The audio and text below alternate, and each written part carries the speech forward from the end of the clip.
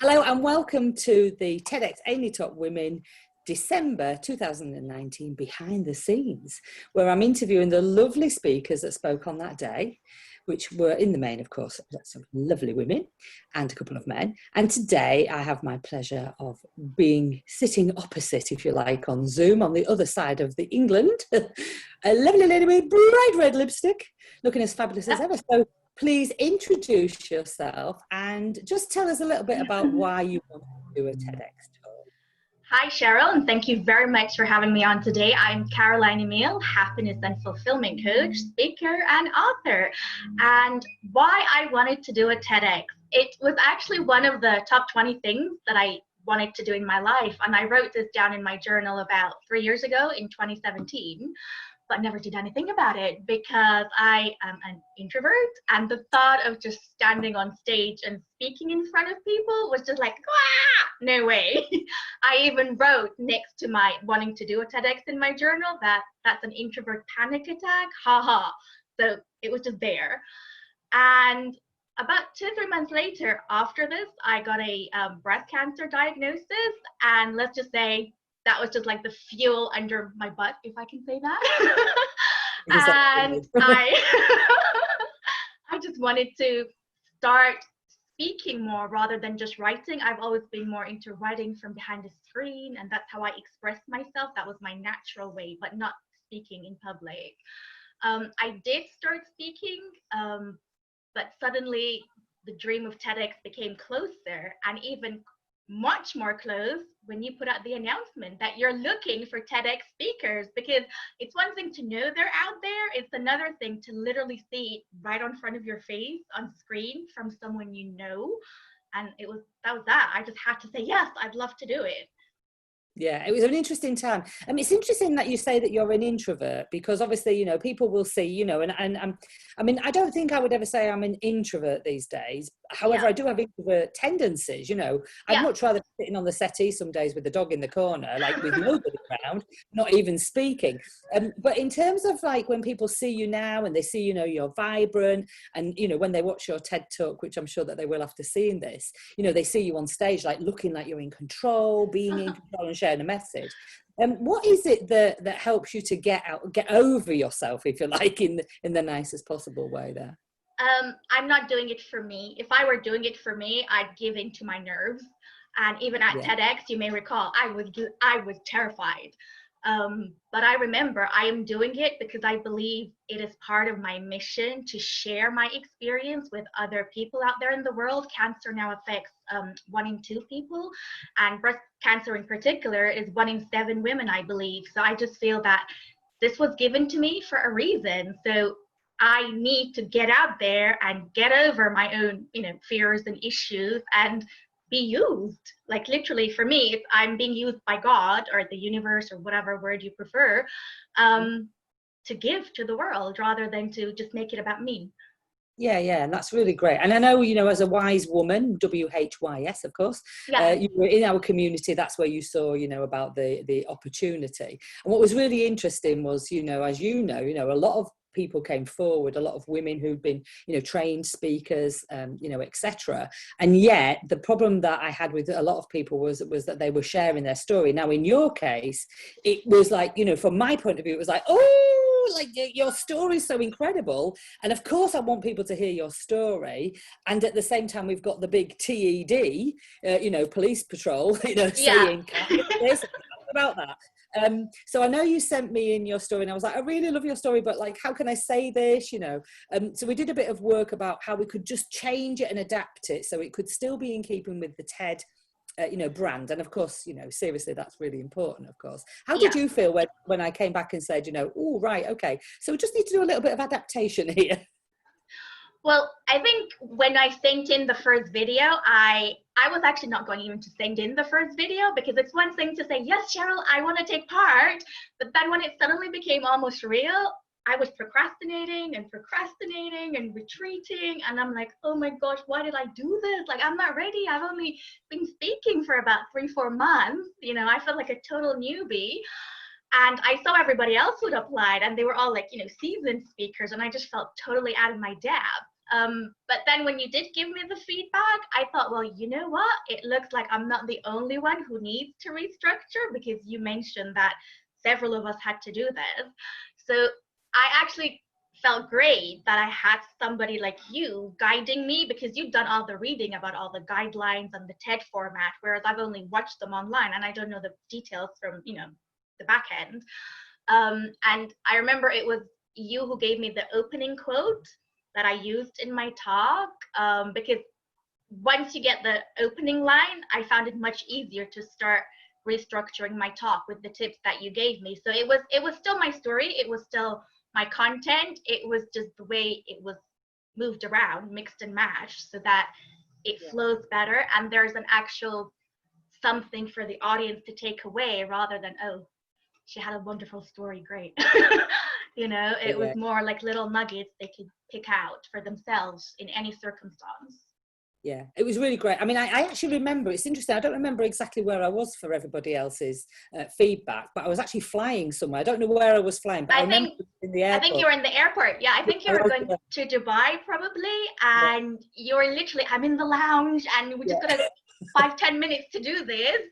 And I just had to grab a piece of paper and quickly jot down everything you were saying.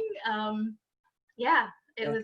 And it's interesting because it's a bit like, I mean, I know that, obviously with the Find Your Why Foundation, when, some people think it's a little bit woo-woo, but it is almost like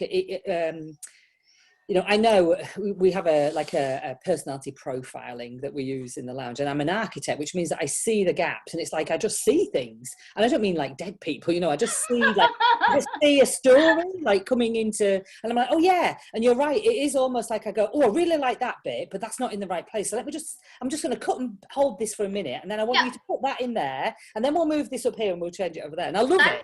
That's exactly what it felt like I just say mix and match, like I said. It was just And then so it wasn't a complete, this is rubbish, let's do it all over again. It was more like, just put it in the right place for more impact. Yeah, exactly. And then I'd watched, I don't even know how many TEDx videos I'd watched. And again, with me, it's kind of like I see the pattern. Yeah. I guess, as a therapist, I'm looking for patterns in people's behaviors. And at the same time, as a speaker coach and a storyteller coach, if you like, I see the pattern, and you're right. Once you've got the frame, it's kind of like, well, now I know what the jigsaw's supposed to look like. So now we can move a few pieces around and find it, which was really, really fabulous. And I loved working with you. And what I really wanted to say thank you for is, not being so precious, about the way that story should be told. You knew that it was really, how can I get this out? How can I get this out to people who need me right now, which was fabulous. Yes, and also because, I completely trusted from your experience and how long you've been doing this, that, you want what's best for me as well. So the best thing for me is to make my story as impactful as possible, not just to keep it the way I want it, because the way I want it is not the way people are hearing it. So, yeah. I do that loads of times. You've got this great idea, haven't you? You think, oh, I'm going to talk about this, and then you say it out loud, and you're like, oh, that wasn't really how that was for some reason. What happened? Yes, it was great. So I want to take your mind back to pre-COVID 2020. Yeah. December the 13th, Friday, of course, we had to do that day for a laugh, get over anybody's inhibitions. And I want you to imagine like you're just walking in the room, for the first time. Just talk through, what was it like, seeing the setup, seeing the people, just talk us through up until you're standing on that red dot. So, I mean, when I walked in, I remember just being welcomed by the team, and there were goodie bags, which I thought, oh wow, this is really nice, and I was able to put my own marketing material in the goodie bags, and it was nice to see a lot of familiar faces. So that was one of the things I loved about TEDx AinleyTopWomen, is that it was almost like a family feel to it. You brought together even people, if I'd never met them, I kind of knew them from the Find Your Why, the group, your Facebook group, and so on. So it was like a community spirited event. It wasn't one of those events where you walk in and everybody's like, up themselves and, nose in the air and I'm a professional speaker. And it wasn't like that at all. It was like a team, and it was nice because you had the WhatsApp group going as well for the speakers, I think months before we even got to meet. So we were all sharing our own fears and excitement, and we kind of bonded just even in the WhatsApp group, and then we met. And I loved how you had, I think, that big red heel too. So it made it like really sassy. Yeah, and then it was the moment of coming onto the stage. So actually I was drawn in the afternoon. I think my time was around 4 o'clock.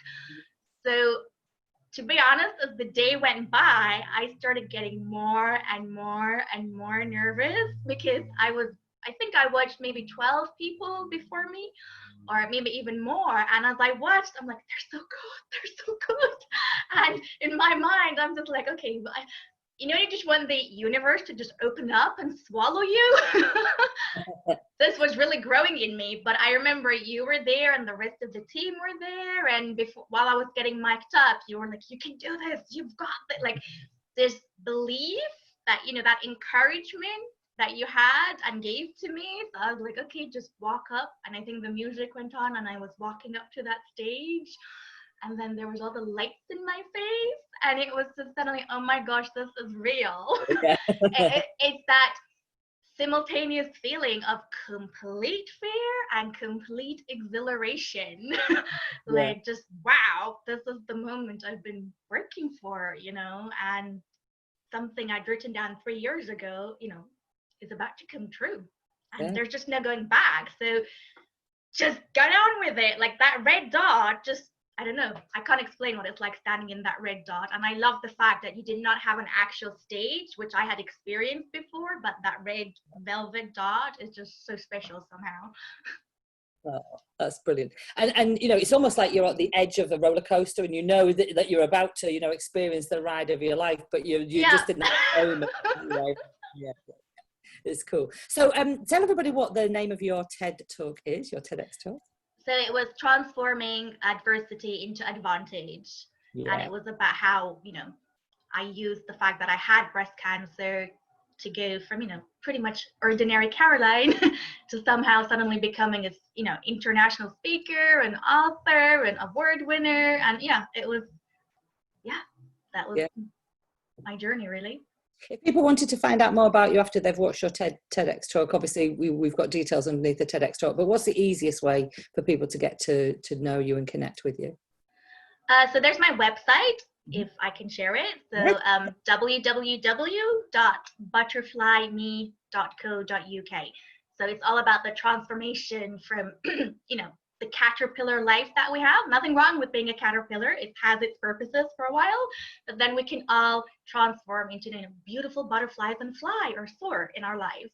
Yeah, great. And so then Christmas happened, didn't it? Pretty much, you know, we're the middle of December, Christmas happened. And then around about the 2nd of January, 3rd of January, we started to get some approvals because, of course, you know, we had no guarantee that TED would actually, you know, say, yes, these are talks. And then it started to happen, you know, slowly one day, maybe there'd be 2 days of a gap, then somebody else would be approved. And what was that like in that period between, you know, you waiting and knowing that you were officially? So I think from the 13th of December until the first talk went live, I didn't think much of it because we were all in the same boat and we'll hear back after Christmas. But then when they started to go live, and I'm like, uh-oh, does that mean mine hasn't been approved? Did I mess up? Is it because I said this or I said that? Because I know they have really rigorous kind of guidelines. And in the heat of the moment, you know, you never know what you might have said that might have not ticked the box.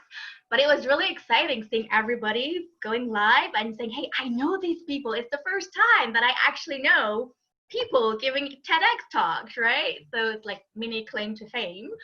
I think mine went live on the 10th, so it was about 8 days after many other people had, you know, gone live. And I was always like constantly watching my mobile on the WhatsApp group because that's where we were all notifying each other if we'd been uploaded. And it was like, where's my name? Where's my name? And I think more than half of my co-speakers had already been approved, so it was just that feeling again of what if I'm rejected? What if I'm rejected? So exhilarating. Cool. And I want to thank you because you were, I think you were one of the first people to notify other people. So yes, of course, you're looking for you as well, but there's still that community, you know, where you're seeing, so, oh, but so-and-so is, you know, and it was like being shared in there. And I was like, oh my God, are these people like looking at their phones every 5 minutes? I was still really grateful because, of course, for me, you know, you know, I'm not an authorized TEDx, you know, speaker coach. And at the same time, I, you know, really looked at so many talks and gone, I think I know what the form is. I've read the books, you know, as well. Yeah. So I think you got full marks. Every single speaker was uploaded. Yeah. Like, congratulations to you as well. And at the same time, you know, I was going through the same as you were, because I was like, oh my gosh, you know, is this person going to be, is this person, you know, but eventually we got there. It was a trying time, shall we say, but it was also, you know, the sense of pride when everybody had, you know, achieved, it was really, really good. So in case anybody is thinking about doing a TEDx talk, what would you say to them in terms of whether or not they're sitting on the fence thinking, shall I do it or shan't I do it?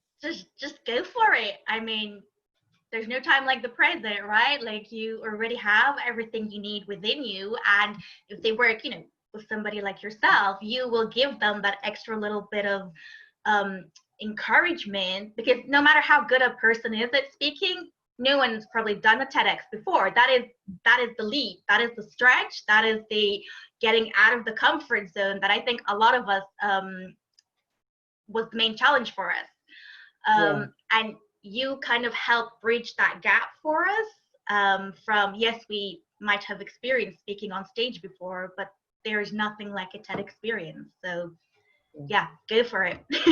Don't waste this opportunity. So if Cheryl says she's looking for speakers for TEDx, put your name down. Don't wait. Yeah. I mean, I became really obsessed with, particularly with female speakers, because obviously I've been in the industry for like nearly 8 years now, and there's a lot of, you know, there's a lot of men speakers, not a lot of women, you know, and I always say, well, stop bitching and start pitching, because like you can't. You know, you've got to go out there, you've got to put yourself forward. And so I've just seen your book behind you. There's another book that you were involved in, of course. And it always reminds me, because I have a little character here, and I don't know if I bring it forward. Hope, yeah. Hope, yeah. So you were involved in another book. So I always say, you know, there's hope. There's hope that, you know, be able to get the TEDx license again. There's hope that the right speakers will come together. And there's hope that we'll be able to change the world by sharing what we know, which of course is what TED is all about. So I just want to say thank you, Caroline. Thank you for your gusto, is the word that I want to say for some reason. Thank you. Beautiful smile, for just being amazingly, incredibly you, and for sharing and spreading hope to the world through your story and your TEDx. Oh, thank you so much, Cheryl, and thank you for also taking the initiative to do this. It was your first time to do this, and yeah, you gave us all the opportunities to do everything you just said we did. The bar's kind of up here now, so we need to keep it up high. Thank you so much. Enjoy the rest of your day, and I hope everybody your TED talk and give you lovely comments. Thank you. I appreciate it. Thank you so much. Thank you.